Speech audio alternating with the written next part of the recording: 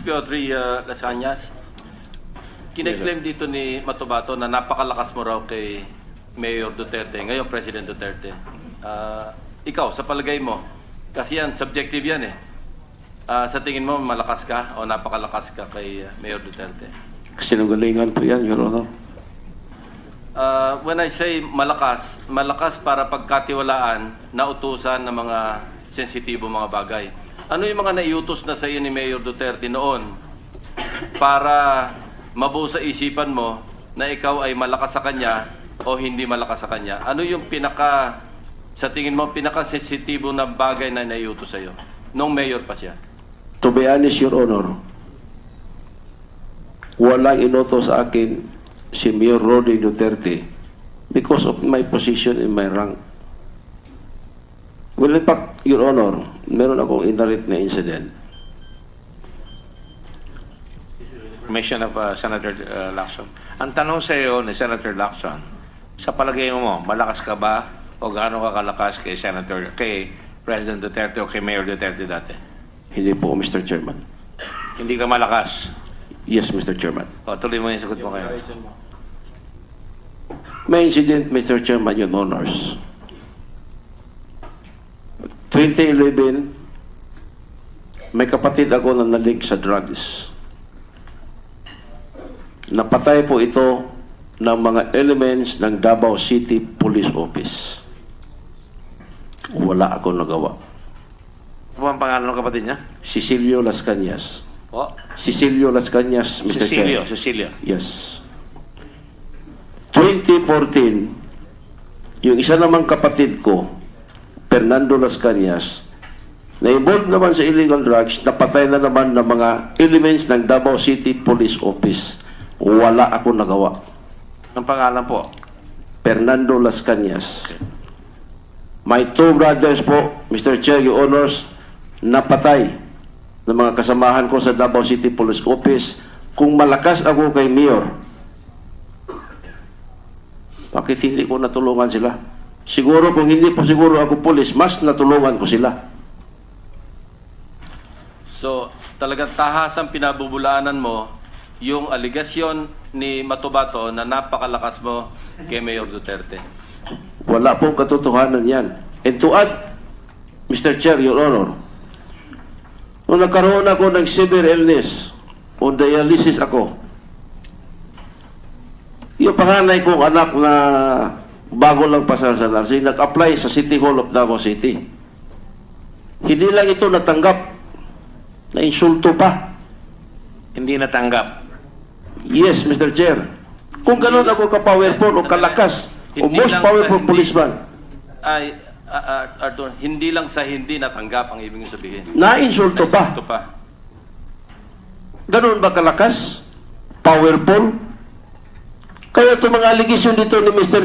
Edgar Matubato, I'm sorry, Mr. Chair, Your Honors, malakas ang boses ko. Masama masyado ang dating sa akin.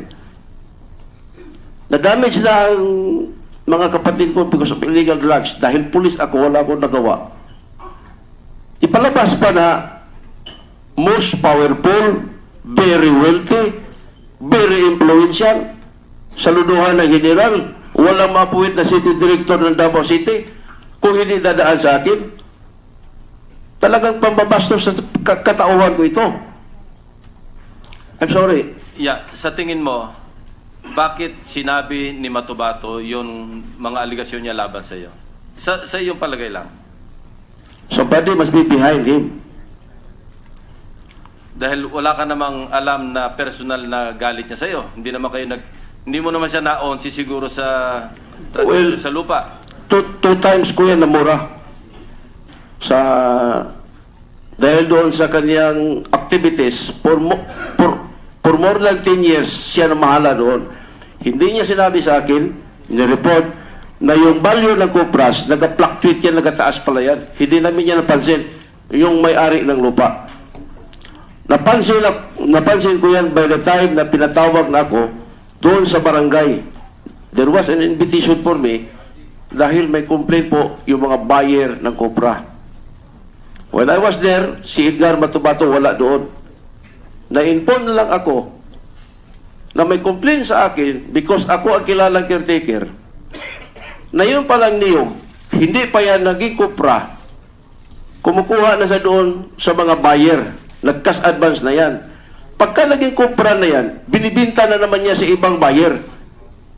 Bumunto sa akin lahat, almost 200,000 po. Minura ko yan. Hindi lang siya minura ko yan sa harap ng misis niya. So, nasabi mo, somebody must be behind him. Sino sa tingin mo ang nasa likod niya o must have been behind him?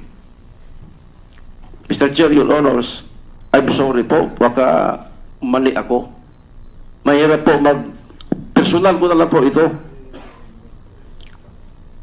Hindi, kasi gusto rin namin ma-establish dito, ano ba motibo ni Matubato? No?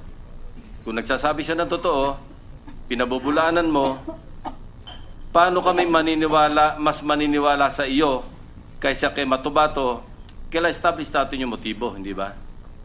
Kaya tinanong ko sa iyo, ano kaya ang motibo ni Matubato? Sabi mo, wala ka namang makita na para... Magbigay na ako Sige.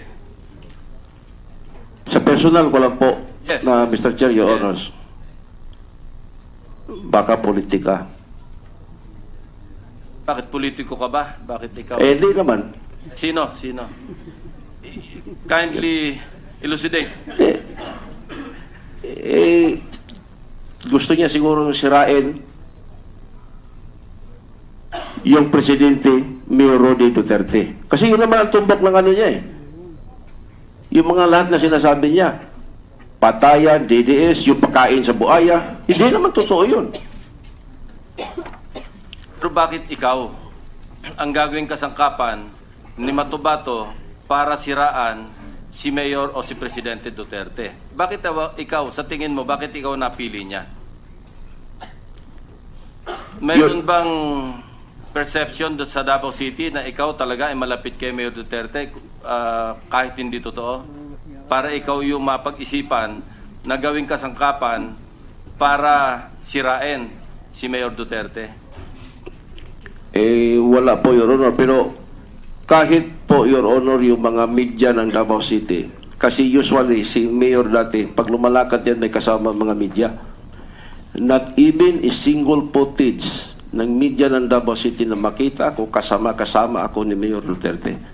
None po. So, maski sa perception ng mga taga Davao, wala makapagsabi na ganun ka kalapit. Ibig sabihin talaga malapit, ha? Yes, Your Honor. Hindi pwede dahil hindi ka naman nakakasama. Yes, Your Honor.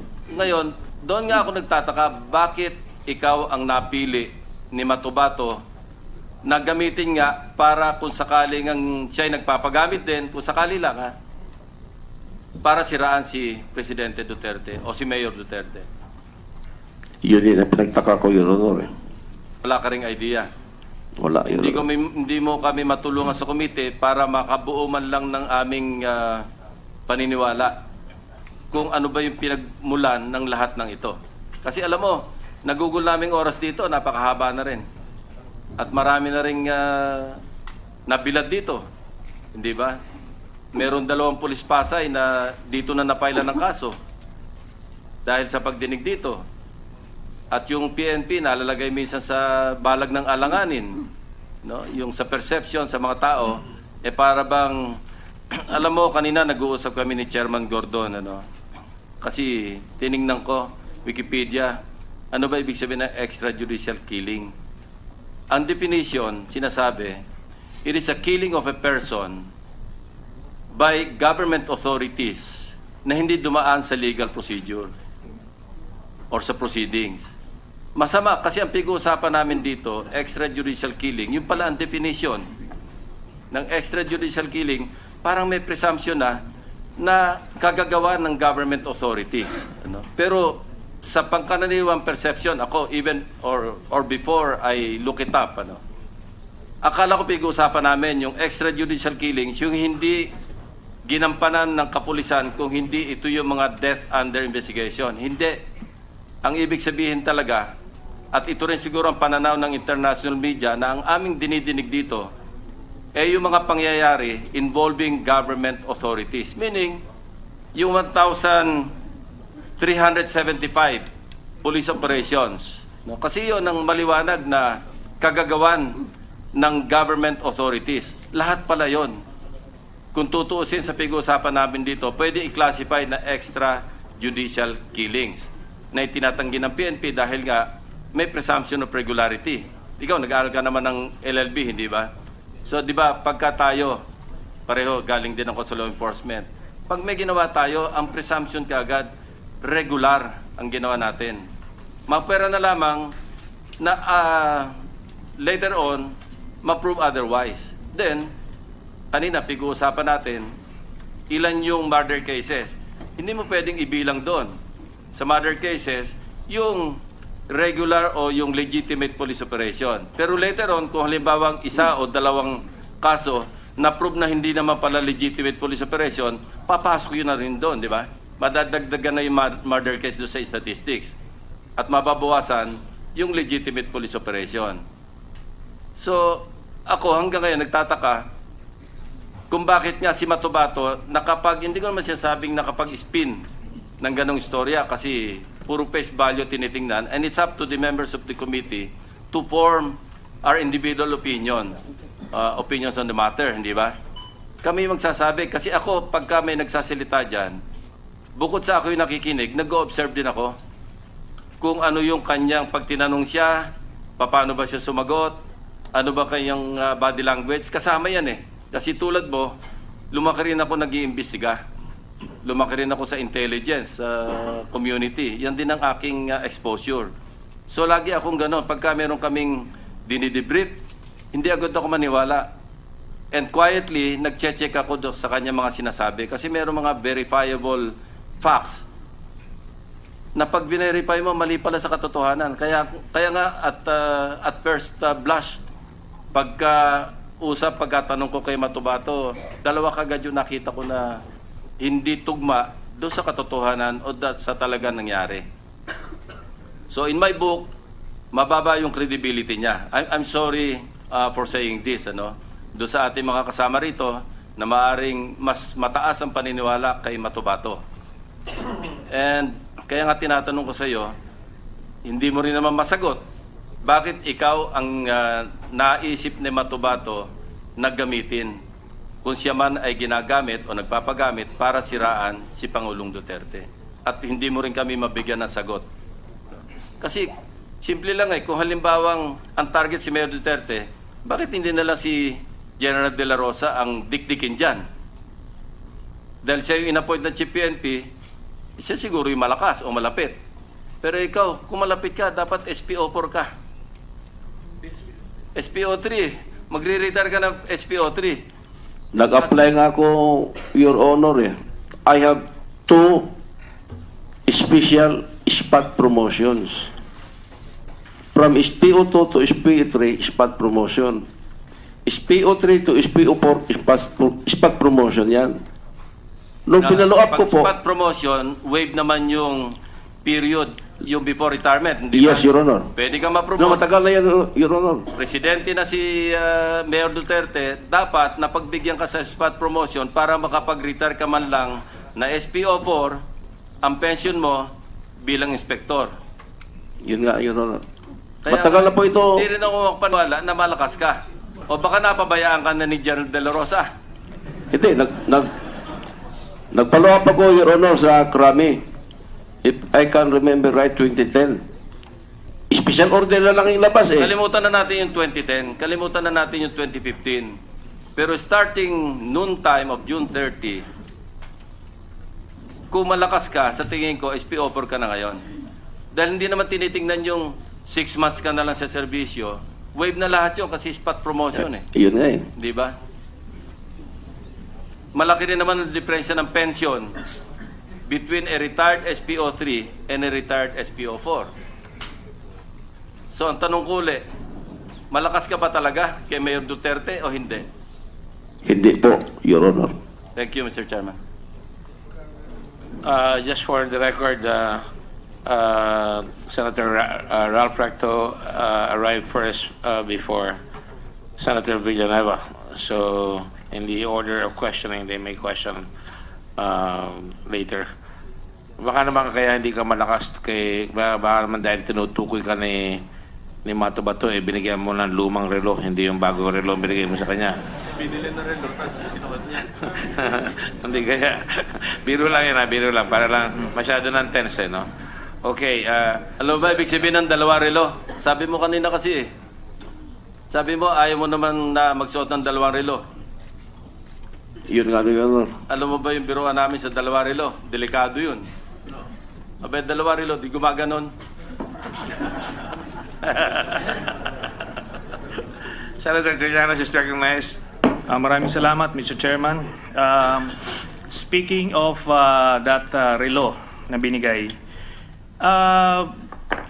SPO3 Las Cañas, ito, para magkaalaman kung sino nagsasabi sa inyo ng totoo, sinabi mo kanina na ang binigay mo sa kanya yung segunda mano.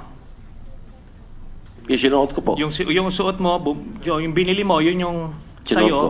Yung resibo, tsaka yung lumang relo mo, yun yung binigay mo. That, as far as my memory is concerned, yun po. Okay, kina-qualify mo na. So, kailangan siguraduhin natin kasi para malaman natin kung sino nagsasabi na totoo. Ano, titindigan mo yung statement mo na yan o babaguhin mo? As far as my memory is concerned po, matagal na nangyari yan. O eh. yan na. Di ba? Kanina sigurado ka, ang binigay mo yung lumang relo. Ngayon, hindi ka na sigurado. Okay, I will stand my statement. Yes. You will stand by your statement. Yes. So kung papadala natin dito yung relo, pati yung resibo, na nandoon yung serial number, pag nagkapareho yon, paano na? Masasagot na ngayon yung mga katanungan nila kung sino papaniwalaan. Ikaw o si Mr. Matobato. Simpleng ano lang, simpleng test yan. Your Honor, kung relo lang ang basihan sa credibility, Hindi. para may problema yata. Hindi. Yes. Alam mo, SPO3 Las Cañas, magkakaproblema ka. Dahil, sigurado ka, I gave you an opportunity to qualify, pero hindi, pinaninindigan mo. So ngayon, kung sakaling papadala natin yung resibo, tsaka yung relo, pag nagkapareho yon, wala na lahat nung sinabi mo. Okay? Kasi test ng credibility yun eh. Your Honor, Mm. wala pa ako nabasa na libro sa law na yung test of credibility relo.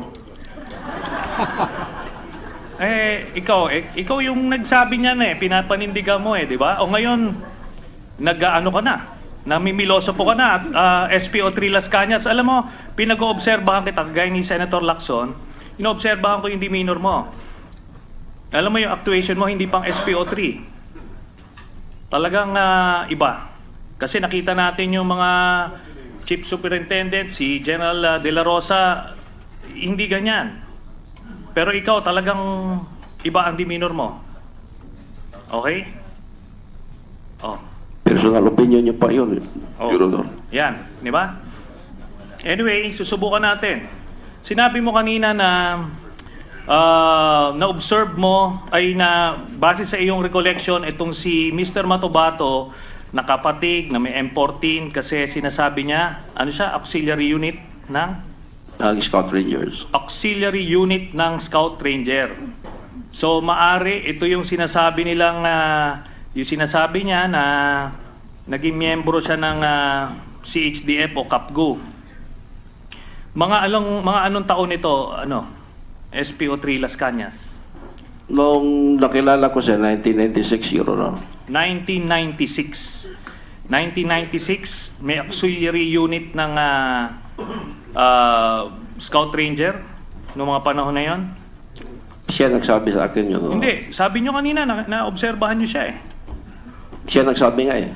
Hindi, dun sa statement nyo kanina, nakikita nyo siya, madalas siya nakapatig, tapos may M14. Yes, yes. Okay. So mga 1996 pa, gano'n na siya. Yes, Your Honor. Okay. Sige, maano natin. Ngayon sinasabi ni tinatanungan natin kung gaano kayo ka-close. sabi mo kanina meron kayong mga 5 o 6 na transaksyon sa lupa, bentahan ng lupa, tapos binigyan mo nga ng 300,000 na komisyon si Mr. Matobato. So, kung hindi mo siya pinagkakatiwalaan, edi hindi ka makikipag-transaksyon sa kanya. Hindi ba? Yes, Your Honor. So yung sinasabi niyang kumita siya ng 300,000 na komisyon kasi pinagtatawanan siya dito nung una nung sinasabi niyang may mga transaksyon din siya sa nag-aahente siya ng lupa. Hindi pinagtatawanan siya rito eh. Pero yung pala totoo yung sinasabi niya. Okay. Ngayon sinabi mo kanina na uma-attend siya sa birthday ninyo. Di ba? Yes, Your Honor. Okay. Ngayon kung hindi kayo malapit, bakit naman siya may imbitahan sa inyong birthday? Hindi ho ba? Yes, Your Honor. Kasi yung nabigay ko sa kanya, Your Honor, na komisyon namin, hindi lang 300,000. Sabihin na lang natin mga more or less 800,000. okay. So pero ang punto rito, kayo ay iniimbita mo nga sa kanyang sa iyong birthday, ibig sabihin magkaibigan kayo. Yes, yes. O malapit Yes, kayo Your na Honor. magkaibigan. Yes. Okay. So again, yun yung tinatanong kanina ni Senator Pacquiao, hindi naman kayo close pero ngayon sinasabi mo malapit kayo na magkaibigan. As far as dito po sa jail ng lupa, kasi parang may utang na loob din ako sa kanya, Your Honor. Okay. Kasi nagkapira ako sa kanya So dahil sa kanya mga rekomendasyon sa akin na lupa. So, utang na loob na tinanaw ko po na utang na loob yun, Your Honor. okay na po yan. Basta iniimbita nyo siya sa inyong birthday. Kasi, Hindi lang sa birthday, natulog pa yan sa bahay. oh, yun. So talagang close nga kayo. So maliwanag yun. Ngayon, doon ba sa heinous crime section, nakasibilyan kayo, naka-uniforme? Civilian po, Your Honor. Nakasibilyan. Kaya hindi alam yung mga ranggo kasi mga nakasibilyan kayo, di ba? Yes, Your Honor. Okay, yun. Ngayon yung sinasabing ranggo, hindi yan tinatawag sa... Hindi ganun ang tawagan ninyo ni Mr. Matobato. Ganun ho ba? Yes, Your Honor. Hindi, ano ang tawagan ninyo? Sa akin, ang tawag niya, Chief. Sa Chief. kanya naman, Edgar. Okay, Yeah. Chief. Kaya hindi niya alam yung inyong ranggo kasi sanay kayo sa transaksyon ninyo na informal at nakasibilyan kayo, so yun ang reason. Ngayon si Mr. Matobato ba na-assign sa heinous crime section? Sa inyong pagkakaalam? Wala po. Hindi siya naka-assign. Kasi hindi naman siya pulis. Okay, hindi siya pulis. Pero ano siya doon? Ano ba ang tawag nito? Naka-attach. As far as my knowledge is concerned, wala po. Hindi siya pumupunta doon sa inyong opisina. Pumupunta po. Pumupunta siya. Pero doon kung papakitaan kita ng payroll na ang nakalagay doon, assigned to heinous crime section, City Hall, ano masasabi niyo ron? Pagka-understand ko po, Your Honor, naka-assign po siya doon sa compound ng Almendras Gym. Kasi po, yung kanyang bahay nasa likod lang. Yung first wife niya, yung kanyang original wife, na doon lang nakatira sa likod ng Almendras Gym. So considering po na malapit siya, yung kanyang, pagkaalam ko po, yung kanyang fixed assignment is doon sa gate ng Almendras Gym compound. And then yung opisina po ng heinous crime, nasa loob po ng compound, katabi lang po ng gym. Okay. Well, anyway, na-kumpirma na po natin yan na meron siyang na naka-assign siya sa heinous crime section kagaya ninyo, no, kahit hindi siya police. At doon sa inyong mga assignments, gaano na kayo katagal na assign sa Davao City Police Office? Tsaka by the way, itong heinous crime section, under ng Office of the City Mayor ito, di ba? Hindi po. Under ng Davao City Police Office. Okay, Davao City Police Office. So, ilang taon na kayong na-assign sa inyong career? Or for that matter, ilang taong kayong na-assign sa labas ng Davao City? Wala po, Davao City po lang. Davao City kayo simulat sa pool? Yes Diba? po. Okay. Yes po. Punta tayo sa pagkakilala nyo kay President Duterte. Anong taon nyo siya nakilala? Since naging mayor po siya ng Davao City. 1988. Yes Okay, po. 1988. So, Paano kayo nagkakilala? Kung nagkakilala po personal, sa tingin ko hindi po. Kasi makikita lang namin siya. Kung may accomplishment kami sa office, pumupunta siya kasama yung media, ganun lang po. So, since 1988 hanggang sa kasalukuyan, No, na-reinstate po ako 1989, hindi napasok. Kinuha ko ni the late Colonel Ernesto Makasait nung Anti-Organized Crime Task Group 1990 po. 1990. Kasi So, simula 1990 1990 hanggang sa kasalukuyan, doon kayo naka-assign sa Heinous Crime Section. Nasaan ang opisina ng Heinous Crime Section? Sa loob po ng Almendras Gym Compound. Nung heinous crime po, Your Honor, 2001, 2002 na-organize yan, hindi na-resolve yan 2010. Okay. So, hindi kayo umalis ng Davao City Police Office at dito kayo nang-assign dito sa Heinous Crime Section since 2001 hanggang sa kasalukuyan? Hindi po. Diba? Na-dissolve po yan 2010. And then na-assign po ako sa Saan? na-assign ako ng Baguio Police. And then yung latest ko assignment po doon sa Bunawan Police hanggang sa nabigyan ako ng parang medical porlo po kasi nag-collapse po ang dalawa kong kidney. And then nag-dialysis ako to the point na hanggang na kidney transplant po ako. Hanggang naabutan na po ako nitong non-duty status ko po kasi mag-retire na ako this coming December. Sige. Pero yun na nga, hindi kayo naalis talaga. Talagang simula nung nag-mayor si doon na kayo. Sa Davao City po, yes. Okay. Yes, Your Honor. So ngayon may sinasabi na wala nangyayari na sa Davao City na hindi alam ni Mayor Duterte, ni President, then Mayor Rodrigo Duterte. Di ba may mga kasabihan yan? Di ba? Dahil talagang siya, kamay na bakal. So, kontrolado niya yung peace and order situation. Di ba? Opo. Ngayon ang tanong ko, bakit may nangyayaring extrajudicial killings na tinatawag? Bakit may mga nangangamatay na tao? Bakit hindi ito napigilan? Kung hindi niya to alam, dapat kayo, Heinous Crime Section, kayo yung nag-iimbestiga roon. Hindi ho ba? Your Honor. So meron kayong na-solve na mga... Meron din po, may mga nasolve po kami, Your Honor. Okay. Anyway, hiningi natin yung mga dokumento in that regard. Tapos, kasi tinanong natin... Are you asking? You're asking, no? For... No, we already did. We already requested early on, Mr. Chairman. I thought you were limiting it to the crimes only that have been solved. Okay, I will get all the records of the...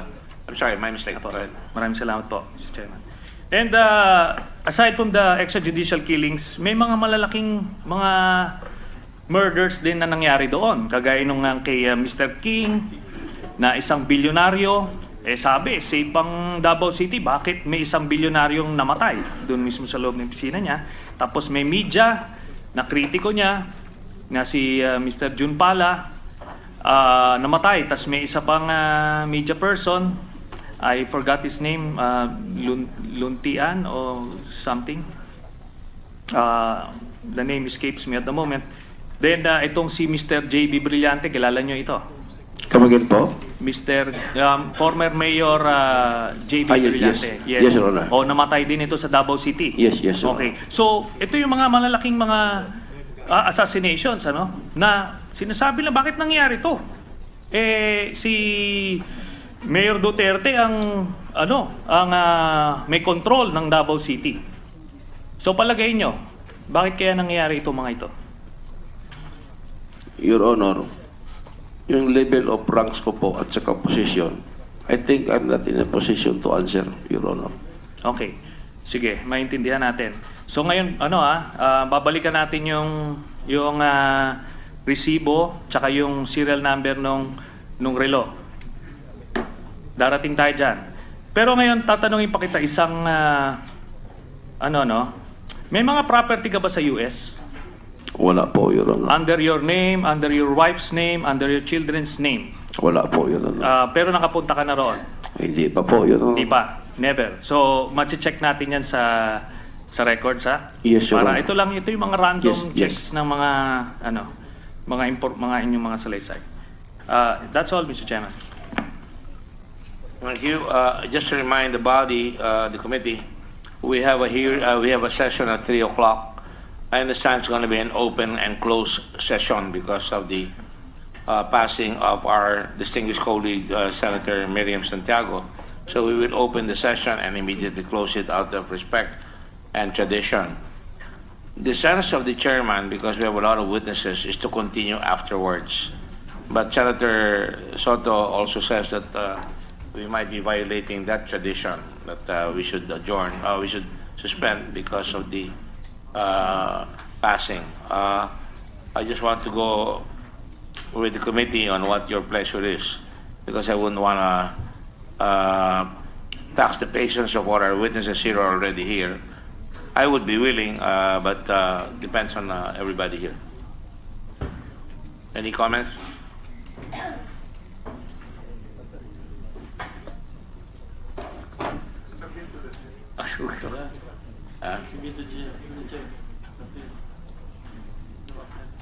After the session, Open and close.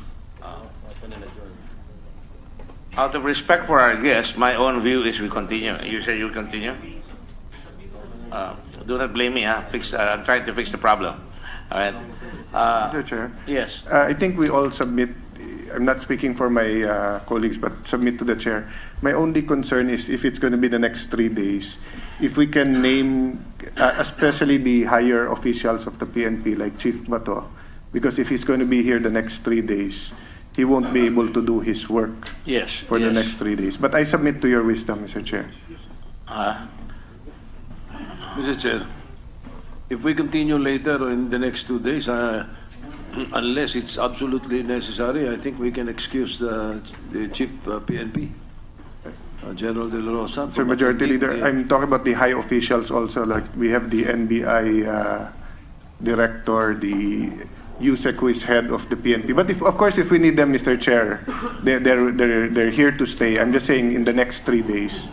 Well, actually, we don't have 3 days because tomorrow when we hold it, it will be finished again by 2:30, and then the next day will be again at 2:30. So I just want to assure everybody that there is no delay, and we are very transparent here.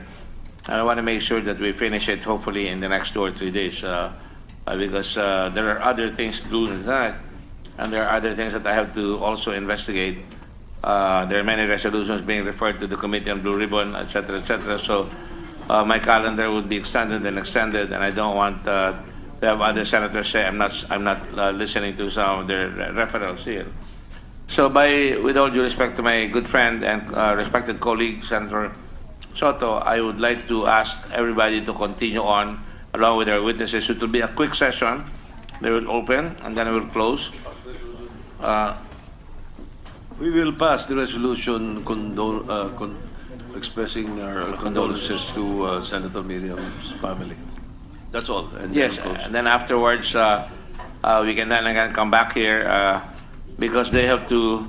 I don't know if we have to reconfigure the. I suggest we don't reconfigure anymore. Kung pwede, kanya-kanya ng form, pwede ba yun?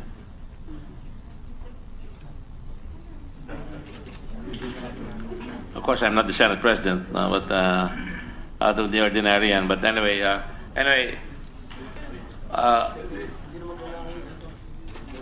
ganito na lang siguro. 24 pa rin. It will just be a different one, but we'll have the majority floor leader and the Senate President pro tempore there or the minority there. So it's all right. You'll have a better visage shown to the cameras. All right? Okay, so, all right, we will continue afterwards as soon as, anyway, some of us have not taken our lunch. Yes. The person next in line would be you. Yes, you can have 10 minutes, of course. And then Senator Villanueva, Senator Gatchalian. Just kidding. So, all right. Okay, point of order. I enjoy seeing this young senator, and go ahead. We will do that. So, okay, that's what we agreed on. Senator Recto, you have 10 minutes. After which, by 2:32, everybody will stand up, and we will allow everybody to have their lunch and allow the preparations for the Senate hearing. Go ahead. Thank you, Mr. Chairman. Mr. Chairman, I will focus on the resolution itself, not so much on the credibility of these two other witnesses, but on the extrajudicial killing and the vigilante killings, Mr. President. But let me start by asking this question. SPO3 Arthur Las Cañas, kailan ba tinatag yung heinous crime section? 2001, Your Honor. 2001. Bakit tinatag yung heinous crime section? Yung Ano personal dahilan? ko lang po pagkaalam, Opo. Your Honor. Laganap ba yung patayan, ang rape, ang murder, nakawan, kaya tinayo, tinatag? Yung during the directorship of, kung hindi po ako nakakamali, directorship of Senior Superintendent Garcia, Your Honor. Hindi, anong dahilan kung bakit tinatag? Because of Laganap ba ang patayan, halimbawa? isa na yon, and then yung robberies, and then may mga kidnapping. So, laganap nga. Yes. Tama ba yun? Yes. Ha? Okay. So, 2001. At, so siguro, kaya heinous crime ang pangalan, lahat ng krimen na iniimbestigan ninyo ay tungkol sa heinous crime. Hindi naman po. Kung may complaint sa office, in-action lang din namin. Gina-repair po namin sa mga police stations. Oo. Pero yung heinous crime section, palagay ko, sa pangalan pa lang, kaya tinatag dahil mataas yung krimen. Yes. So, hindi yung ordinary na kung ano man, di ba? I suppose. Yes No? po. Ngayon, nabanggitin nyo kanina na lahat kayo, miyembro niyan ay pulis. Yes po.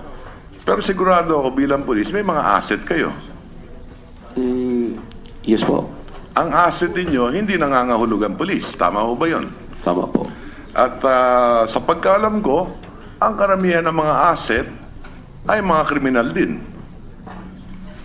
May, Di ba? meron ding iba na plain civilian lang po. Oo. Pero halos, Kung hindi pulis, sigurado civilian eh. Pero, hindi kayo kukuha ng asset, chances are, ang asset ninyo kriminal din. yes po. Di ba? Yes, po. Okay. Ngayon, anong porsyento na, gusto ko lang maintindihan eh, anong porsyento ng mga krimen dun sa Davao ng mga panahong yun, yung mga heinous crime ay drug-related? Matatanda mo ba? Siguro po, because of my position in rank, hindi ko po sure Hindi nyo na masyado masagot alam. yan. Yes po. General Bato, would you know? Ilan porsyento ng heinous crimes ay drug-related? I cannot guess, Your Honor. So you don't have the data? I don't have a data right now, Your Honor. Well, according Right to now. the former chief PNP, 60 to 70% or 65% drug-related. If I may, Your Honor, yung estimate namin, Your Honor, is 70%. So more or less, More or that less, number. 70% ang So nung mga drug-related. panahong yun sa Davao, ganun din.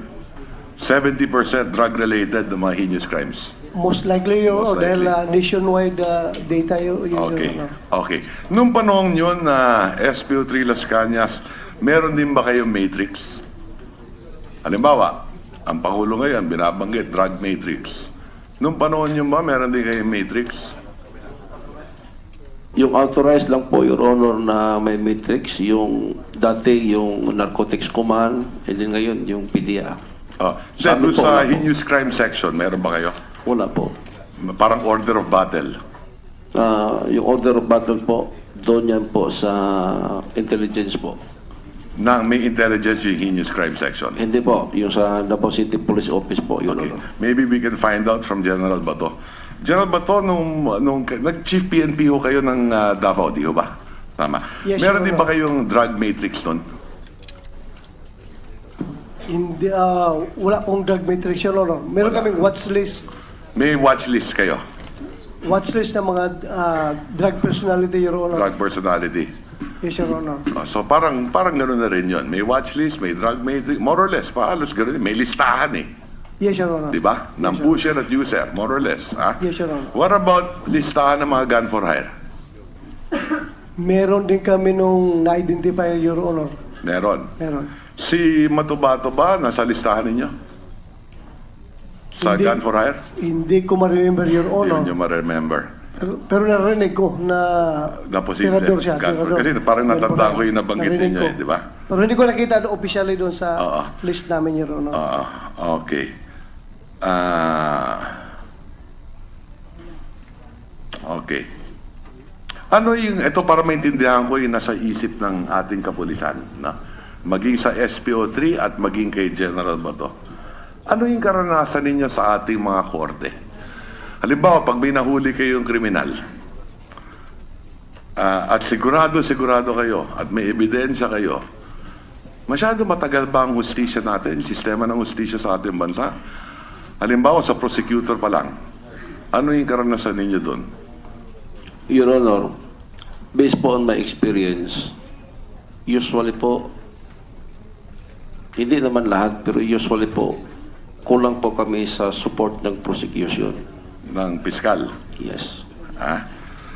Meron ba kayong nararamdaman na halimbawa, eto, tingin nyo, shot case na to, nahuli na namin to, pinabayaan ng piskal? O in many instances, walang piskal? May naranasan na ba kayo walang piskal? Hindi pa po. Hindi naman. May piskal lagi. Yes. Okay? Pero parang hindi tumutulong, yun ang sinasabi ninyo. Hindi nyo katulong, parang ganon. Isa yan po, kasi parang minus ang guidance po nila sa police. I'm sorry? Minus po ang guidance nila sa police. Sa police, menos ang guidance. Kaya minsan, kung So, marirekomenda ba ninyo dapat baguhin natin yung mga batas na yung piskal, tulungan yung police to build up cases? Kasi sa Amerika, kung di ako nagkakamali, ganun eh. sa position ko po, isa tingin ko is dapat sa higher up ang mag-recommend. General Bato, anong tingin ninyo doon sa nabanggit ko? Ngayon, ang karanasan ninyo, General Bato, ilan bang porsyento ang mga korte natin o mga syudad, munisipyo na may piskal? Marami bang walang piskal? Asod mo, Your Honor, mukhang hindi masyado kulang ang fiscal, Your Honor. Hindi masyadong kulang. Eh, nung mga nakaraan, Noong una, Your Honor, may mga problema nung long time ago. meron ba tayong data dito sa committee kung ilang porsyento ang mga vacancies ng piskal natin? Magtanong po ako sa DOJ, Your Honor. Wala tayong kinatawan ng DOJ dito eh, no? Wala, Your Honor. Maraming kulang, di ba? Ang pagkaalam ko, malaki ang pagkukulang natin sa dami ng piskal. Ngayon, doon naman sa korte, ang alam ko rin, 20% na lahat ng korte natin, 20% na lahat ng korte, walang judge. Nade-delay yung mga kaso pag walang piskal at walang judge, di ba? Okay.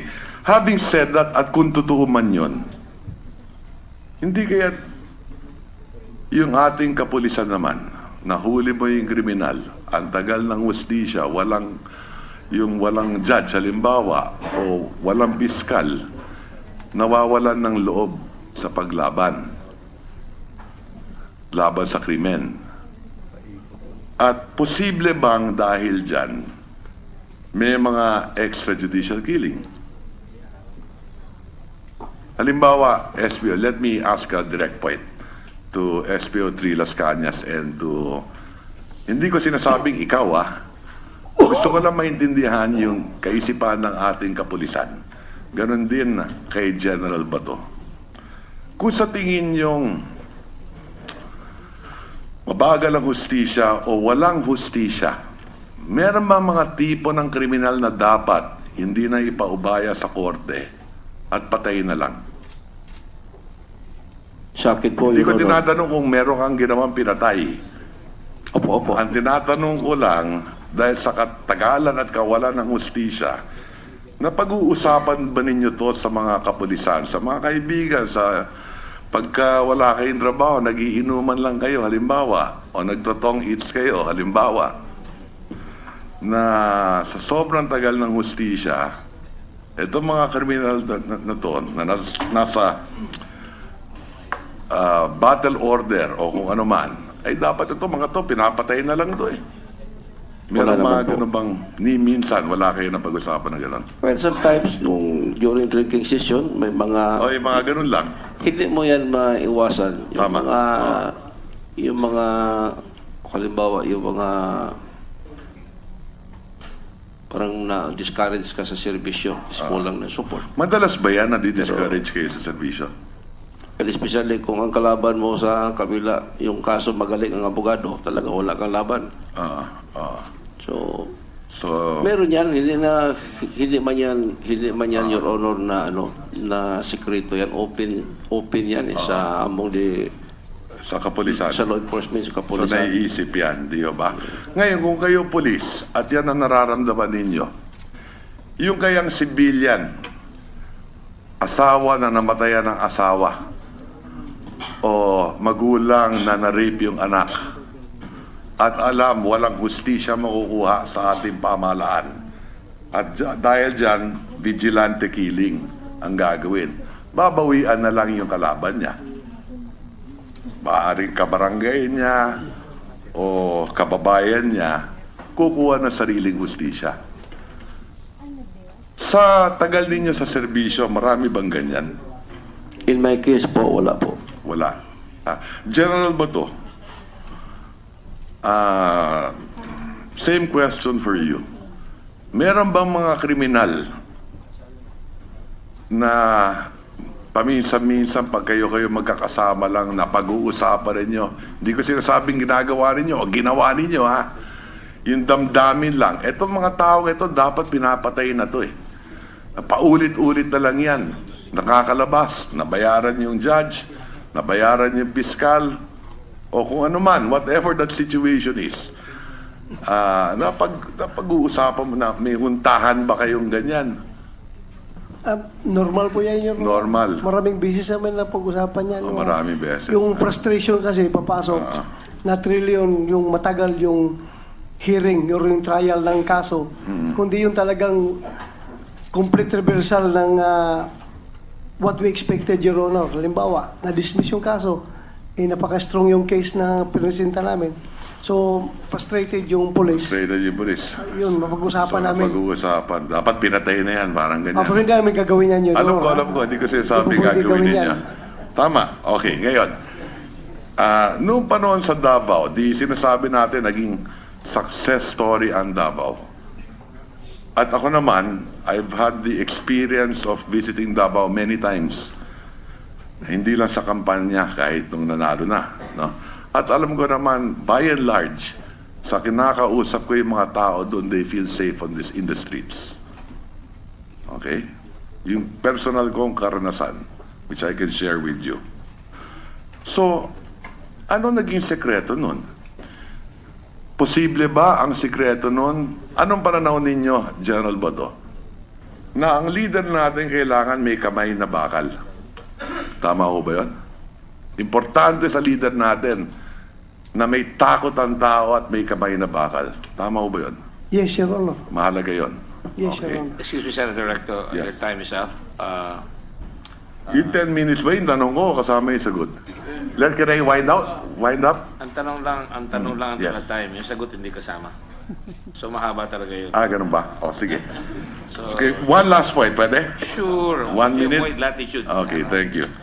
Nagugutom na lang si Senator Lacson sa Yes. si Senator Soto. Kaya, Pwede naman silang kumain eh, Mr. Chairman. Okay, let me wind up. So nabanggit ninyo mahalaga, yung may kamay na bakal at kung 100 milyon Pilipino tayo, at palagay ko milyon naman sa Davao din, di ba? Kailangan may takot sa leader ang tao. Yun ang sinasabi ninyo. At meron din sinabi sa akin ng ama ko. Kasi ama ko, diktador din sa bahay namin eh. Kaya may kasabihan sa bahay namin, at ako, diktador din ako sa pamilya namin. Fear is the beginning of wisdom. Kailangan may takot Ha? Having said that, sa Davao, ang mga tao doon, mahal si Mayor Duterte at may takot kay Mayor Duterte. Tama ba yun? Tama po, Your Honor. Okay. Dito ngayon, maraming naririnig natin ng Pangulo, binabantaan niya ang mga kriminal. Binabantaan niya ang mga drug pusher, pati ang drug user. Ha? At dahil dito, alam ko rin, tumaas ang presyo ng droga. At in many instances, hindi rin makakuha yung mga user. Bali-balita ko lang. Okay? But on the other hand, mahigit 1,200 na yung namatay. Operations with the police. Mas nababahala ako doon sa 1,800 mahigit yung vigilante killing, yung mga may pangalan, may mga karatula o may mga tape o kung ano-ano pa. Yun ang kapalit. Mahigit 3,000. Pero ang tao may takot. At nabawasan ang droga, tumaas ang presyo. Yun ang kapalit. Sa tingin ba ninyo,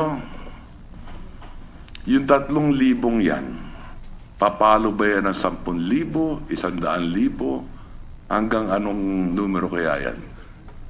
General Bato. Kailangan may continuous yung takot, may shock and awe, di ba? Mahirap mag-speculate, Your Honor, kung Pero kung may 45,000 tayong barangay, at kung sinasabi ninyo, 70%, o isang drug addict lang kada barangay o pusher, 45,000 yan. Kung isang tao mamamatay kada barangay, 45,000 yun. Di ba? yes, Your Honor, hindi ba sumamatay yung addict, Your Honor, kung hindi siya Lumaban. poser na entrap at lumaban? Oo. Pero sabi ko nga, hindi lang naman yung lumaban yung vigilante killing din Di ba? Okay, to wind up, ang sigurong isang mahalaga dito sa ating komite ay tignan din natin yung kakulangan natin, hindi lang ng gamit ng pulis, kung hindi yung kulang sa prosecutor, yung kulang sa judges, baka mamaya meron tayong magawa doon, at yung relationship din ng prosecutor at ng mga kapulisan natin to help in building up the case siguro moving forward, no? At huling-huli na lang, General Bato, nakikita na natin na ang ating bansa na pag-uusapan sa buong mundo. Marami ng publications ang sumusulat tungkol sa mga pangyayari dito sa atin, no? I am sure without a doubt, walang utos ang ating Pangulo na patayin ninyo ang mga taong yan. Pero ang hinahanap din ng taong bayan, sinusuportahan namin kayo dahil yung outcome ng ginagawa ninyo sa ngayon nakakatulong sa bayan dahil nabawasan yung mga krimen sa kalsada, tumaas ang presyo ng droga, and in many instances, walang makuhang droga. So congratulations to you on that effort. Pero having said that din, hindi rin natin gusto naman na madagdagan yung 3,000 namatay hanggang umabot yan ng 100,000 kung sakasakali. Ha? At yung pinakamahalaga dyan, yung naintindihan ko, lumaban sa pulis, patayin ninyo. O pinatay ninyo kung kinakailangan. Pero yung vigilante killing, you may win the war against drugs, pero kung mawawala ang respeto ng tao sa law and order, mas malaking problema yon. So thank you very much, Mr. Chairman. Thank you, Senator Recto.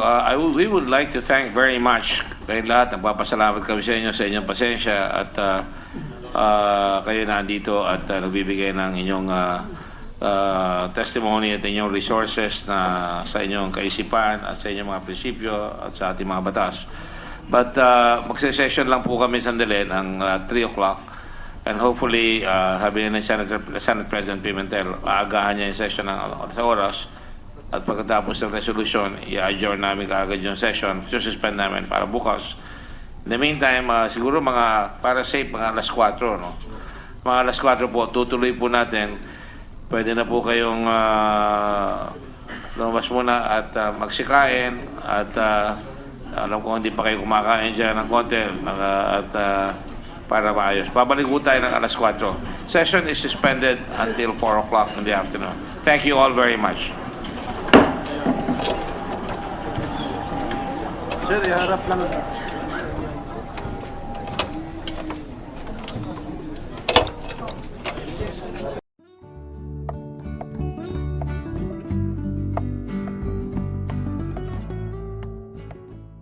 Ba? Kasi nakita natin yung mga Chief Superintendent, si General De La Rosa, hindi ganyan. Pero ikaw talagang iba ang demeanor mo. Okay? Oh. Personal opinion niyo pa yun, Your Honor. Yan, di ba? Anyway, susubukan natin. Sinabi mo kanina na na-observe mo ay na base sa iyong recollection itong si Mr. Matobato nakapatig na may M14 kasi sinasabi niya, ano siya, auxiliary unit ng? Ang Scout Rangers. Auxiliary unit ng Scout Ranger. So maari ito yung sinasabi nilang yung sinasabi niya na naging miyembro siya ng CHDF o CAPGU. Mga anong taon ito, SPO3 Las Cañas? Nung nakilala ko siya, 1996, Your Honor. 1996. 1996, may auxiliary unit ng Scout Ranger noong mga panahon na yon. Siya nagsabi sa akin yun. Hindi, sabi nyo kanina na-obserbahan nyo siya eh. Siya nagsabi nga eh. Hindi, dun sa statement nyo kanina, nakikita nyo siya, madalas siya nakapatig, tapos may M14. Yes. Okay. So mga 1996 pa, gano'n na siya. Yes, Your Honor. Okay. Sige, maano natin. Ngayon sinasabi ni tinatanungan natin kung gaano kayo ka-close. Sabi mo kanina meron kayong mga 5 o 6 na transaksyon sa lupa, bentahan ng lupa, tapos binigyan mo nga ng 300,000 na komisyon si Mr. Matobato. So, kung hindi mo siya pinagkakatiwalaan, edi hindi ka makikipag-transaksyon sa kanya. Hindi ba? Yes, Your Honor.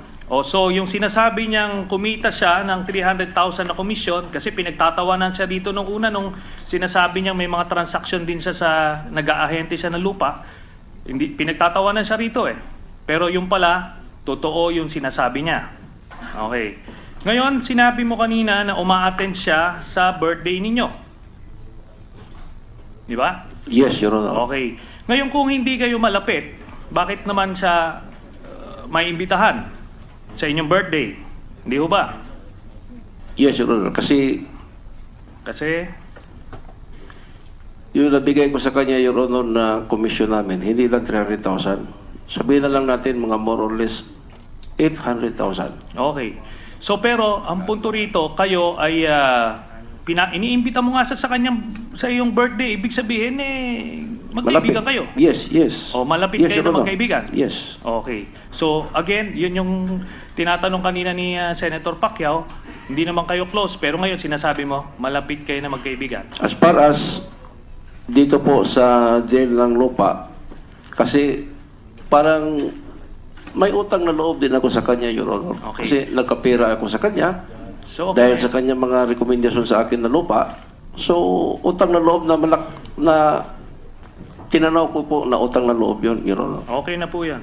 Basta iniimbita nyo siya sa inyong birthday. Kasi Hindi lang sa birthday, natulog pa yan sa bahay. oh, yun. So talagang close nga kayo. So maliwanag yun.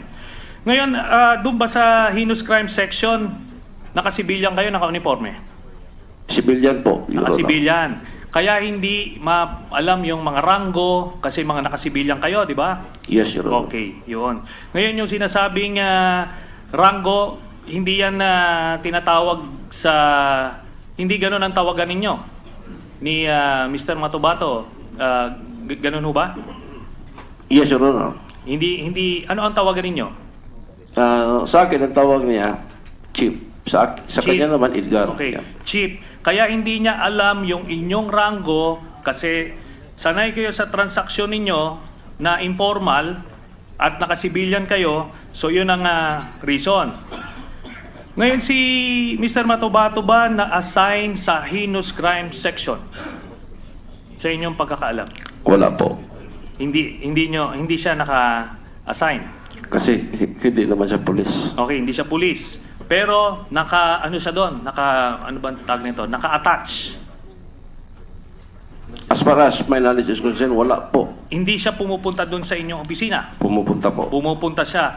Pero doon kung papakitaan kita ng payroll na ang nakalagay doon, assigned to heinous crime section, City Hall, ano masasabi niyo ron? Pagka-understand ko po, Your Honor, naka-assign po siya doon sa compound ng Almendras Gym. Kasi po, yung kanyang bahay nasa likod lang. Yung first wife niya, yung kanyang original wife, na doon lang nakatira sa likod ng Almendras Gym. So considering po na malapit siya, yung kanyang, pagkaalam ko po, yung kanyang fixed assignment is doon sa gate ng Almendras Gym compound. And then yung opisina po ng heinous crime, nasa loob po ng compound, katabi lang po ng gym. Okay. Well, anyway, na-kumpirma na po natin yan na meron siyang na naka-assign siya sa heinous crime section kagaya ninyo, no, kahit hindi siya pulis. At doon sa inyong mga assignments, gaano na kayo katagal na assign sa Davao City Police Office? Tsaka itong, by the way, itong heinous crime section, under ng Office of the City Mayor ito, di ba? Hindi po. Under ng Davao City Police Office. Okay, Davao City Police Office. So, ilang taon na kayong na-assign sa inyong career? Or for that matter, ilang taong kayong na-assign sa labas ng Davao City? Wala po, Davao City po lang. Davao City kayo simulat sa pool? Yes Diba? po. Okay. Yes po. Punta tayo sa pagkakilala nyo kay President Duterte. Anong taon nyo siya nakilala? Since naging mayor po siya ng Davao City. 1988. Okay, Yes po. 1988. So, paano kayo nagkakilala?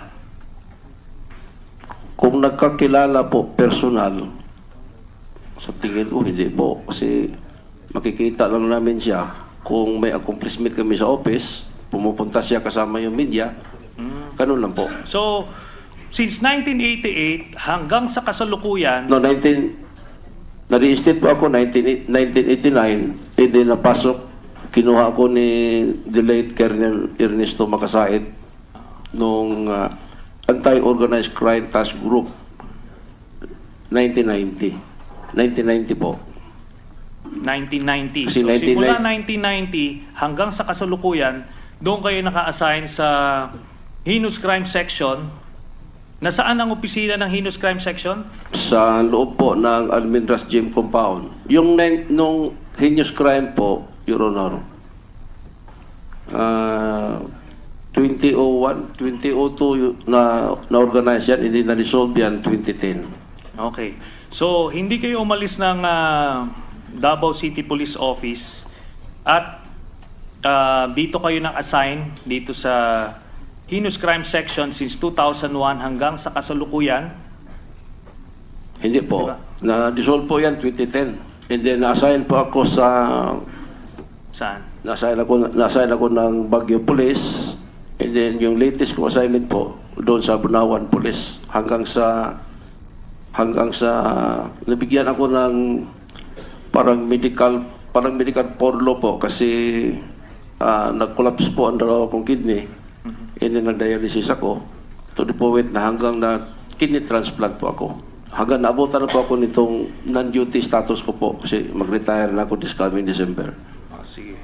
Pero yun na nga, hindi kayo naalis talaga. Talagang simula na nag-mayor doon na kayo. Sa Davao City po, yes. Okay. Yes, Your Honor. So ngayon may sinasabi na wala nangyayari na sa Davao City na hindi alam ni Mayor Duterte, ni President, then Mayor Rodrigo Duterte. Di ba may mga kasabihan yan? Di ba? Dahil talagang siya, kamay na bakal. So, kontrolado niya yung peace and order situation. Di ba? Opo, opo. Ngayon ang tanong ko, So siguro, kaya heinous crime ang pangalan, lahat ng krimen na iniimbestigan ninyo ay tungkol sa heinous crime. Hindi naman po. Kung may complaint sa office, in-actionan din namin. Gina-repair po namin sa mga police stations. Oo. Pero yung heinous crime section, palagay ko, sa pangalan pa lang, kaya tinatag, dahil mataas yung krimen. Yes. So hindi yung ordinary na kung ano man, di ba? I suppose. Yes No? po. Ngayon, nabanggitin nyo kanina na lahat kayo miyembro niyan ay pulis. Yes po. Pero sigurado ako bilang pulis, may mga asset kayo. Yes po. Ang asset ninyo, hindi nangangahulugan pulis. Tama ho ba yun? Tama po. At sa pagkaalam ko, ang karamihan ng mga asset ay mga kriminal din. May, Di ho ba? meron ding iba na plain civilian lang po. Oo. Pero halos, Kung hindi pulis, sigurado civilian eh. Pero, hindi kayo kukuha ng asset. Chances are, ang asset ninyo, criminal din. yes po. Hindi ho ba? Yes po. Okay. Ngayon, anong porsyento na, gusto ko lang maintindihan eh, anong porsyento ng mga krimen dun sa Davao ng mga panahong yon, yung mga heinous crime ay drug-related? Matatanda mo ba? Siguro po, because of my position in rank, hindi ko po sure Hindi na mo masyado masagot alam. yan. Yes po. General Bato, would you know? Ilan porsyento ng heinous crimes ay drug-related? I cannot guess, Your Honor. So you don't have the data. I don't have a data right now, Your Honor. Well, according Right to now. the former chief PNP, 60 to 70% or 65% drug-related. If I may, Your Honor, yung estimate namin, Your Honor, is 70%. So more or less, More or that less, number. 70% ang So nung mga drug-related. panahong yun sa Davao, ganun din. 70% drug-related ng mga heinous crimes. Most likely, Your Most Honor, dahil likely. nationwide data, Your Okay. Honor. Okay. Nung panahong yun na SPO3 Las Cañas, meron din ba kayong matrix? Halimbawa, ang Pangulo ngayon, binabanggit, drug matrix. Nung panahon nyo ba, meron din kayong matrix? Yung authorized lang po, Your Honor, na may matrix, yung dati yung narcotics command, and then ngayon yung PDA. Then Sabi doon po, sa wala po. heinous crime section, meron ba kayo? Wala po. Parang order of battle. Yung order of battle po, doon yan po sa intelligence po. Na may intelligence yung heinous crime section. Hindi po, yung sa Davao City Police Office po, Your Okay. Honor. Maybe we can find out from General Bato. General Bato, nung nag-chief PNP ho kayo ng Davao, di ho ba? Tama. Yes, Meron Your din ba kayong drug matrix nun? Hindi, wala pong drug matrix, Your Honor. Meron kaming watch list May watch list kayo, ng mga drug personality, Your Honor. drug personality. Yes, Your Honor. So parang gano'n na rin yun. May watch list, may drug matrix, more or less, halos gano'n. May listahan eh. Yes, Your Honor. Di ba? Ng Yes, Your pusher at user, more or less. Ha? Yes, Your Honor. What about listahan ng mga gun for hire? Meron din kami nung na-identify, Your Honor. Meron. Meron. Si Matubato ba nasa listahan ninyo? Sa Hindi. gun for hire? Hindi ko ma-remember, Your Honor. Yun yung ma-remember. Pero narinig ko na Na posible. tirador siya. Gun for- tirador. Kasi parang natandaan ko yung nabanggit Narinig ninyo ko. eh, di ba? Pero hindi ko nakita officially doon sa Oo. list namin, Your Honor. Okay. Okay. Ano yung, ito para maintindihan ko yung nasa isip ng ating kapulisan, na? Maging sa SPO3 at maging kay General Bato. Ano yung karanasan ninyo sa ating mga korte? Halimbawa, pag may nahuli kayong kriminal, at sigurado kayo, at may ebidensya kayo, masyado matagal ba ang hustisya natin, sistema ng hustisya sa ating bansa? Halimbawa, sa prosecutor pa lang, ano yung karanasan ninyo doon? Your Honor, based po on my experience, usually po, hindi naman lahat, pero usually po, kulang po kami sa support ng prosecution. Ng piskal? Yes. meron ba kayong nararamdaman na halimbawa, eto, tingin nyo, shot case na to, nahuli na namin to, pinabayaan ng piskal? O in many instances, walang piskal. May naranasan na ba kayo walang piskal? Hindi pa po. Hindi naman. May piskal lagi. Yes. Okay, pero parang hindi tumutulong, yun ang sinasabi ninyo. Hindi nyo katulong, parang ganon. Isa yan po kasi parang minus ang guidance po nila sa police. I'm sorry? Minus po ang guidance nila sa police. Sa police, menos ang guidance. Kaya minsan, kung So, marirekomenda ba ninyo dapat baguhin natin yung mga batas na yung piskal, tulungan yung police to build up cases? Kasi sa Amerika, kung di ako nagkakamali, ganun eh. sa position ko po, isa tingin ko is dapat sa higher up ang mag-recommend. General Bato, anong tingin ninyo doon sa nabanggit ko? Ngayon, ang karanasan ninyo, General Bato, ilan bang porsyento ang mga korte natin o mga syudad, munisipyo na may piskal? Marami bang walang piskal? Asod mo, Your Honor, mukhang hindi masyado kulang ang fiscal, Your Honor. Hindi masyadong kulang. Eh, nung mga nakaraan, Noong una, Your Honor, may mga problema nung long time ago. meron ba tayong data dito sa committee ko? Ilang porsyento ang mga vacancies ng piskal natin? Magtanong po ako sa DOJ, Your Honor. Wala tayong kinatawan ng DOJ dito eh, no? Wala, Your Honor. Maraming kulang, di ba? Ang pagkaalam ko, malaki ang pagkukulang natin sa dami ng piskal. Ngayon, doon naman sa korte, ang alam ko rin, 20% na lahat ng korte natin, 20% na lahat ng korte, walang judge. Nade-delay yung mga kaso pag walang piskal at walang judge, di ba? Okay. Having said that, at kung totoo man yun, hindi kaya yung ating kapulisan naman, nahuli mo yung kriminal, ang tagal ng hustisya, walang judge, halimbawa, o walang piskal, nawawalan ng loob sa paglaban, laban sa krimen. At posible bang dahil dyan, may mga extrajudicial killing? Halimbawa, SPO, let me ask a direct point to SPO 3 Las Cañas and to, hindi ko sinasabing ikaw gusto ko lang maintindihan yung kaisipan ng ating kapulisan. Ganon din kay General Bato. Kung sa tingin yung mabagal ang hustisya o walang hustisya, meron ba mga tipo ng kriminal na dapat hindi na ipaubaya sa korte at patayin na lang? Sa akin po, Hindi ko Your Honor. tinatanong kung meron kang ginawang pinatay.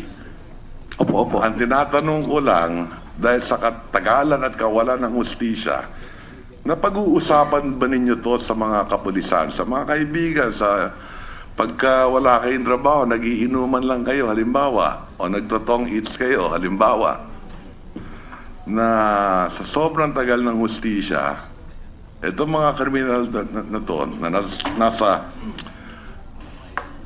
battle order o kung ano man, ay dapat ito, mga to, pinapatay na lang to eh. Meron Wala mga naman po. ganun bang, ni minsan, wala kayo na pag-usapan ng gano'n? Well, sometimes, during drinking session, may mga... O, mga ganun lang. Hindi mo yan maiwasan. Yung Tama. mga... Yung mga... Halimbawa, yung mga... Parang na-discourage ka sa serbisyo. Kulang ng support. Madalas ba yan na di-discourage kayo sa serbisyo? And especially kung ang kalaban mo sa kabila, yung kaso magaling ang abogado, talaga wala kang laban. SPO 3 Las Cañas, kine-claim dito ni Matubato na napakalakas mo raw kay Mayor Duterte, ngayon President Duterte. Ikaw, sa palagay mo, kasi yan, subjective yan eh. Sa tingin mo, malakas ka o napakalakas ka kay Mayor Duterte? Sinungalingan po yan, Your Honor.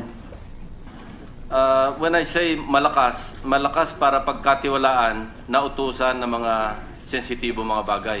Ano yung mga naiutos na sa iyo ni Mayor Duterte noon para mabuo sa isipan mo na ikaw ay malakas sa kanya o hindi malakas sa kanya? Ano yung sa tingin mo, pinaka-sensitibo na bagay na naiutos sa iyo nung mayor pa siya? To be honest, Your Honor, walang inoto sa akin si Mayor Roddy Duterte because of my position and my rank.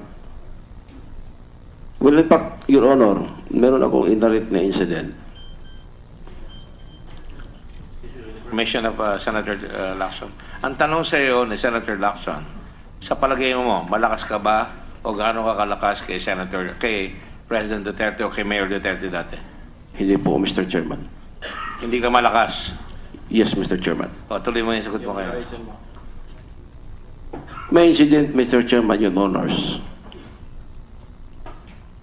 2011, may kapatid ako na nalik sa drugs. Napatay po ito ng mga elements ng Davao City Police Office. Wala ako nagawa. Ano ba ang pangalan ng kapatid niya? Cecilio Las Cañas. O, Cecilio Las Cañas, Mr. Chair. Cecilio. Yes. 2014, yung isa namang kapatid ko, Fernando Las Cañas, na-involved naman sa illegal drugs, napatay na naman ng mga elements ng Davao City Police Office. Wala ako nagawa. Ang pangalan po? Fernando Las Cañas. My two brothers po, Mr. Chair, Your Honors, napatay ng mga kasamahan ko sa Davao City Police Office. Kung malakas ako kay Mayor,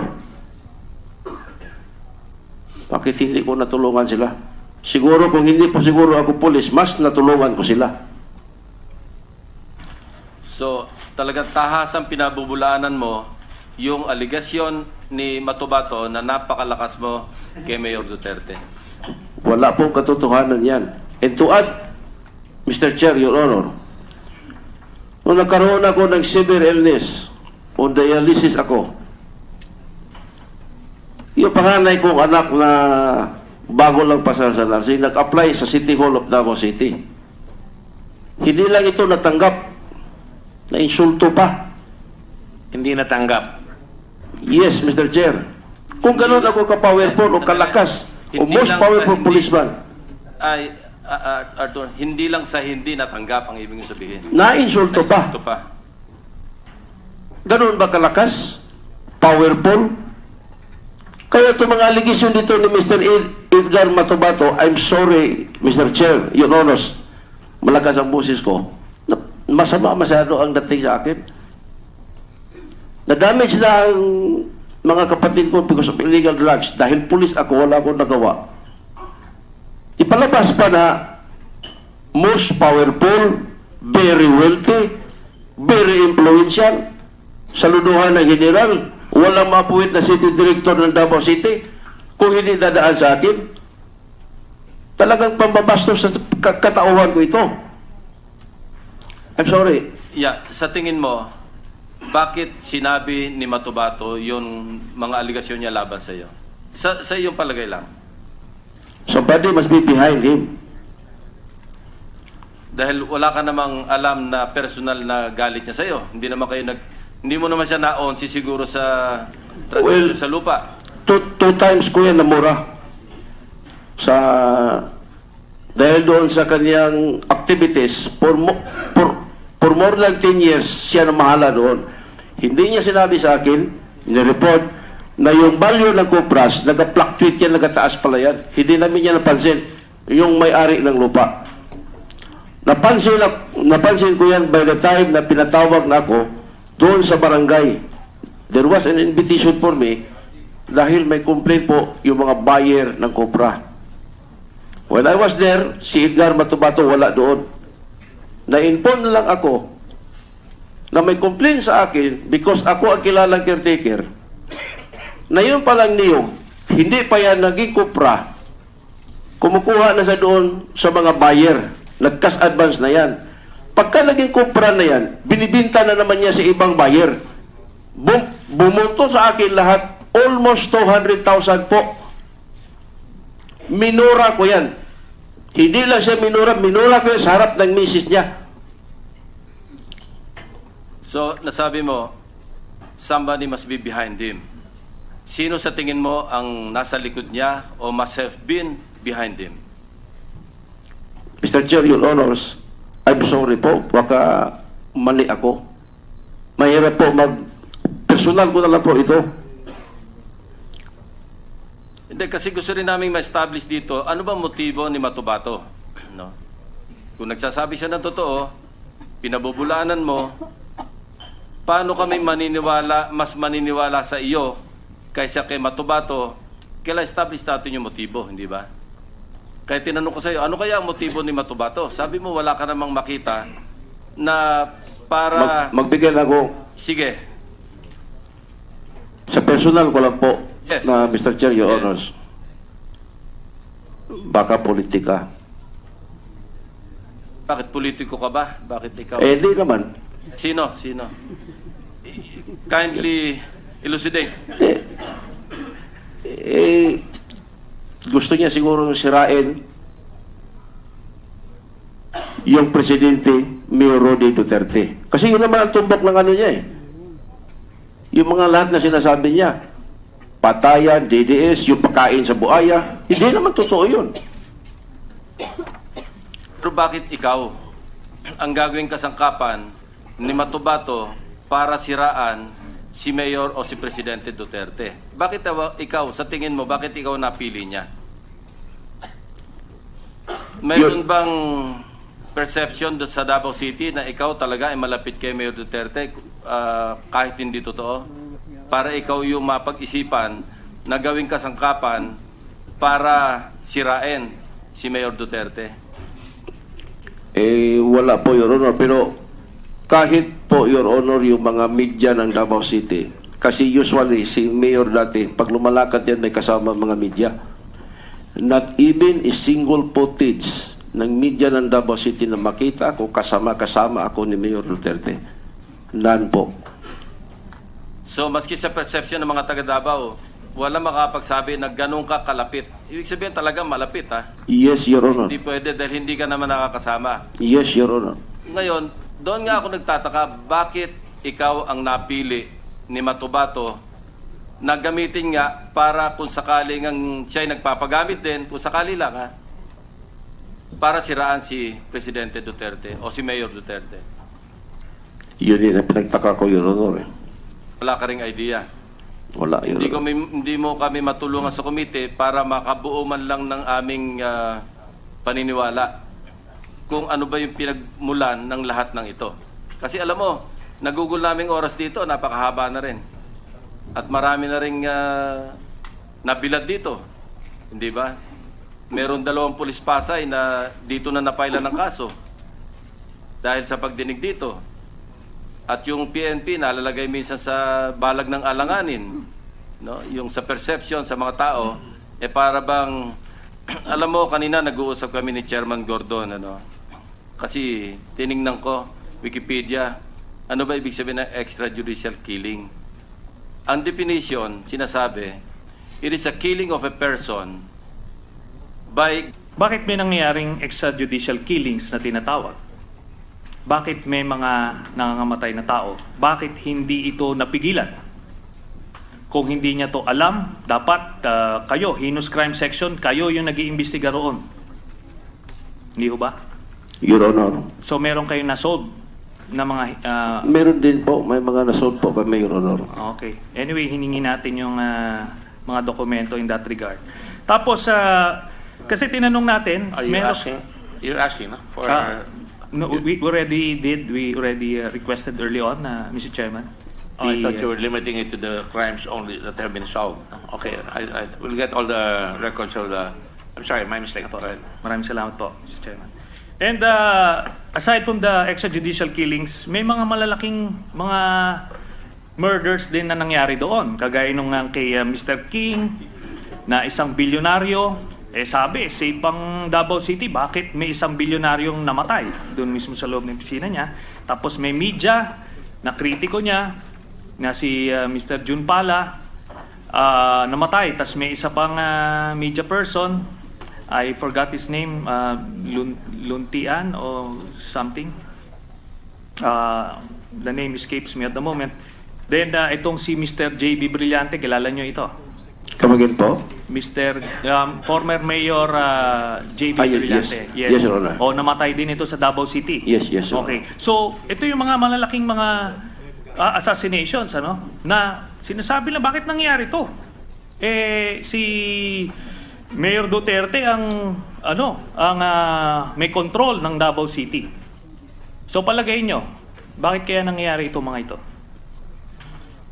Your Honor, yung level of ranks ko po at saka position, I think I'm not in a position to answer, Your Honor. Okay. Sige, maintindihan natin. So ngayon, babalikan natin yung resibo tsaka yung serial number nung relo. Darating tayo dyan. Pero ngayon, tatanungin pa kita isang, may mga property ka ba sa US? Wala po, Your Honor. Under your name, under your wife's name, under your children's name. Wala po, Your Honor. Pero nakapunta ka na roon. Hindi pa po, Your Honor. Hindi pa. Never. So, check natin yan sa records, ha? Yes, Your Para Honor. ito yung mga random Yes, checks ng mga inyong mga salaysay. That's all, Mr. Chairman. Thank you. Just to remind the body, the committee, we have a session at 3 o'clock. I understand it's going to be an open and closed session because of the passing of our distinguished colleague, Senator Miriam Santiago. So we will open the session and immediately close it out of respect and tradition. The sense of the chairman, because we have a lot of witnesses, is to continue afterwards. But Senator Soto also says that we might be violating that tradition, that we should adjourn, we should suspend because of the passing. I just want to go with the committee on what your pleasure is, because I wouldn't want to tax the patience of what our witnesses here are already here. I would be willing, but depends on everybody here. Any comments?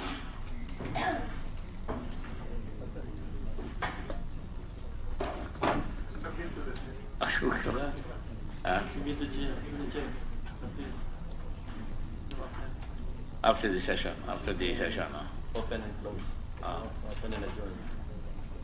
Out of respect for our guests, my own view is we continue. You say you continue? Do not blame me. I'm trying to fix the problem. All right. Mr. Chair, Yes. I think we all submit, I'm not speaking for my colleagues, but submit to the chair. My only concern is if it's going to be the next 3 days, if we can name, especially the higher officials of the PNP, like Chief Bato, because if he's going to be here the next 3 days, he won't be able to do his work Yes. for the next 3 days. But I submit to your wisdom, Mr. Chair. Mr. Chair, if we continue later in the next 2 days, unless it's absolutely necessary, I think we can excuse the chief PNP, General De La Rosa. Sir Majority Leader, I'm talking about the high officials also, like we have the NBI director, the USEC who is head of the PNP. But of course, if we need them, Mr. Chair, they're here to stay. I'm just saying in the next 3 days. Well, actually, we don't have 3 days because tomorrow when we hold it, it will be finished again by 2:30, and then the next day will be again at 2:30. So I just want to assure everybody that there is no delay, and we are very transparent here. I want to make sure that we finish it hopefully in the next 2 or 3 days because there are other things to do tonight, and there are other things that I have to also investigate.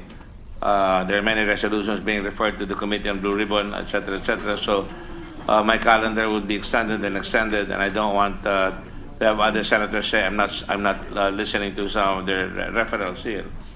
So, with all due respect to my good friend and respected colleague Senator Soto, I would like to ask everybody to continue on along with our witnesses. It will be a quick session. They will open and then we will close. We will pass the resolution expressing our condolences to Senator Miriam's family. That's all. And Yes, then we'll close. and then afterwards, we can then again come back here because they have to. I don't know if we have to reconfigure the. I suggest we don't reconfigure anymore. Kung pwede, kanya-kanya ng form, pwede ba yun?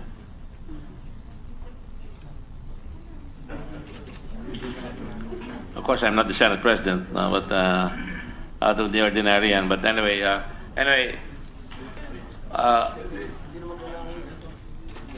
ganito na lang siguro. 24 pa rin. It will just be a different one, but we'll have the majority floor leader and the Senate President pro tempore there or the minority there. So it's all right. You'll have a better visage shown to the cameras. All right?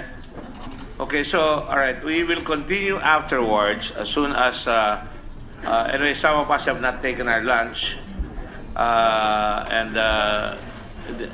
Yes. The person next in line would be you. Yes, you can have 10 minutes, of course. And then Senator Villanueva, Senator Gatchalian. Just kidding. So, all right. Okay, point of order. I enjoy seeing this young senator, and go ahead. We will do that. So, okay, that's what we agreed on. Senator Recto, you have 10 minutes.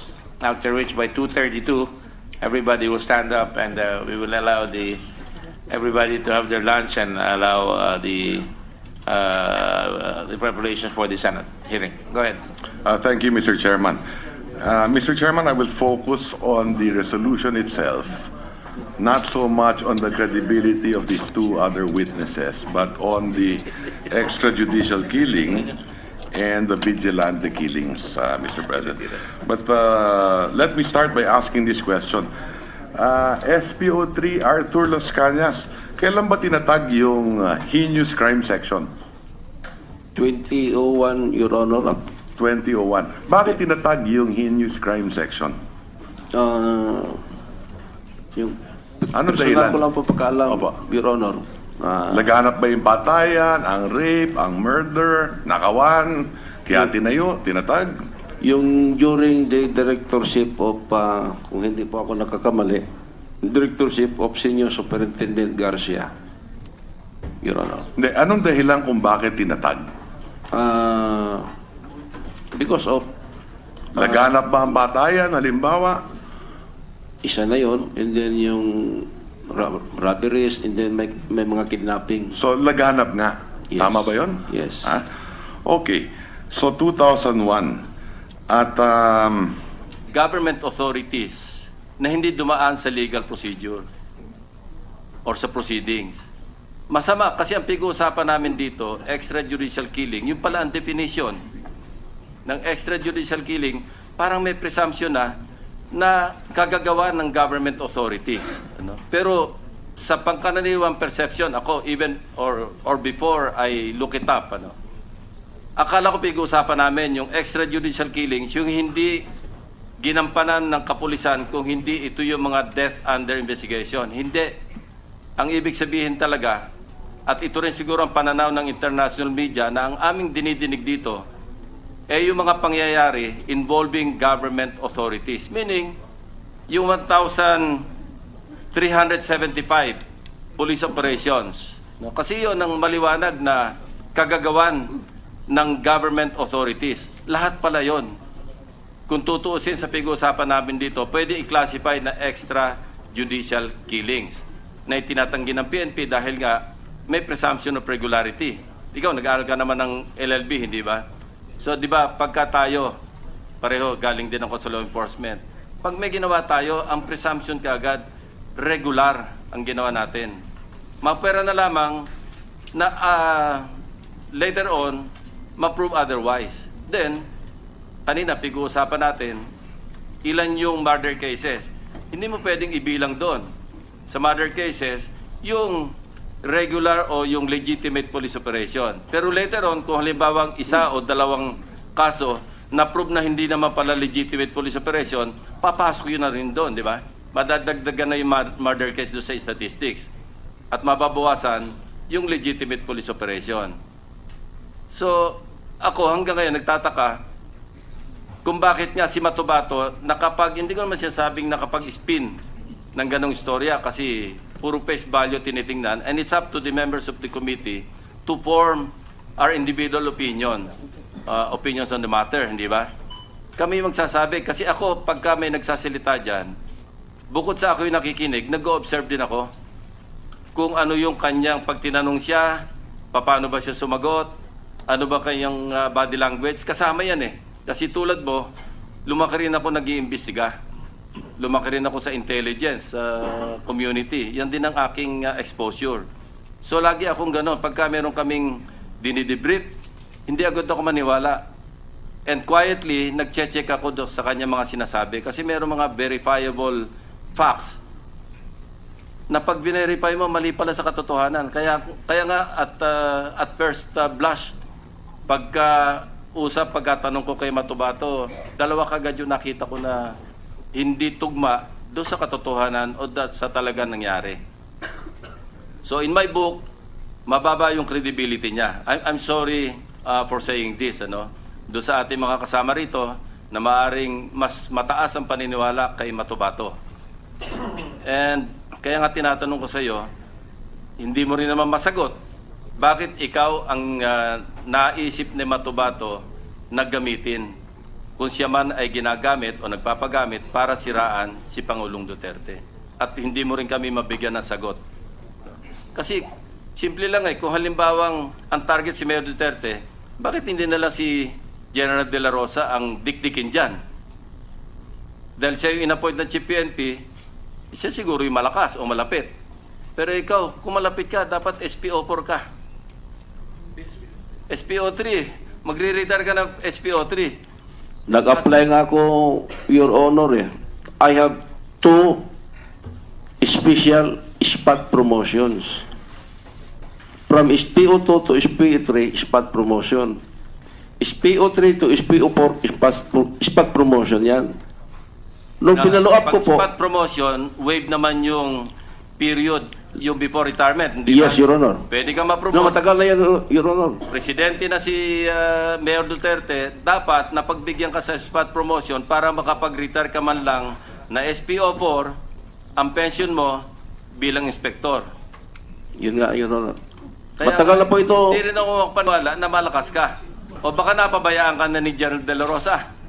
Hindi, nagpalo up ako, Your Honor, sa Krami. If I can remember right, 2010. Special order na lang yung labas eh. Kalimutan na natin yung 2010. Kalimutan na natin yung 2015. Pero starting noon time of June 30, kung malakas ka, sa tingin ko, SPO4 ka na ngayon. Dahil hindi naman tinitingnan yung 6 months ka na lang sa serbisyo.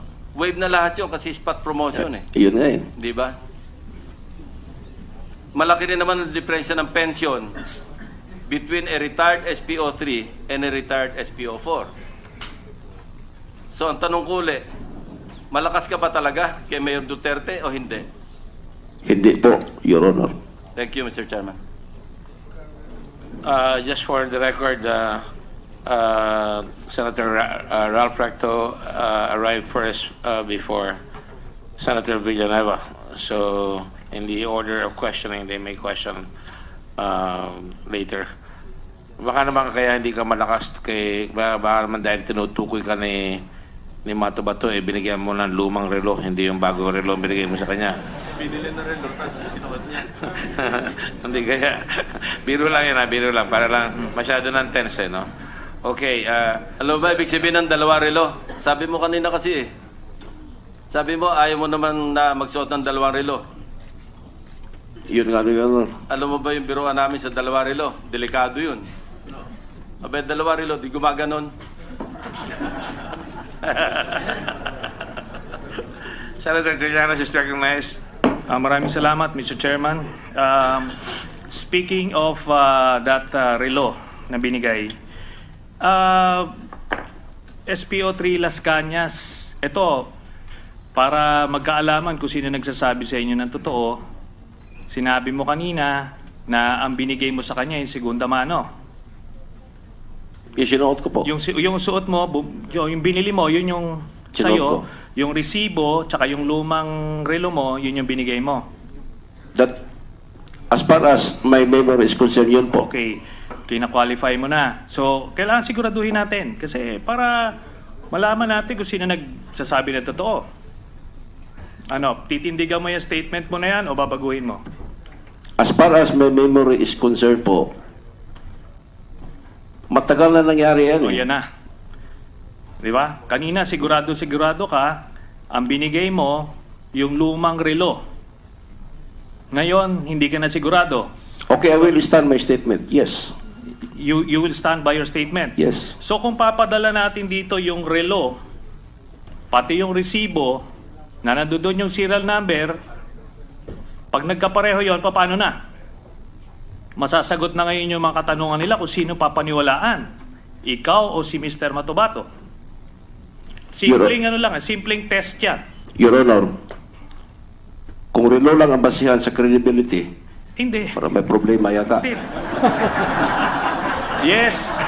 Alam mo, SPO3 Las Cañas, magkakaproblema ka. Dahil, sigurado ka, I gave you an opportunity to qualify, pero hindi, pinaninindigan mo. So ngayon, kung sakaling papadala natin yung resibo, tsaka yung relo, pag nagkapareho yon, wala na lahat nung sinabi mo. Okay? Kasi test ng credibility yun eh. Your Honor, wala pa ako nabasa na libro sa law na yung test of credibility relo. Ikaw yung nagsabi niyan eh, pinapanindigan mo eh, di ba? O ngayon, nag-ano ka na, namimiloso po ka na, SPO3 Las Cañas. Alam mo, pinag-oobserbahan kita, gaya ni Senator Lacson, inoobserbahan ko yung demeanor mo. Alam mo yung actuation mo, hindi pang SPO3. Talagang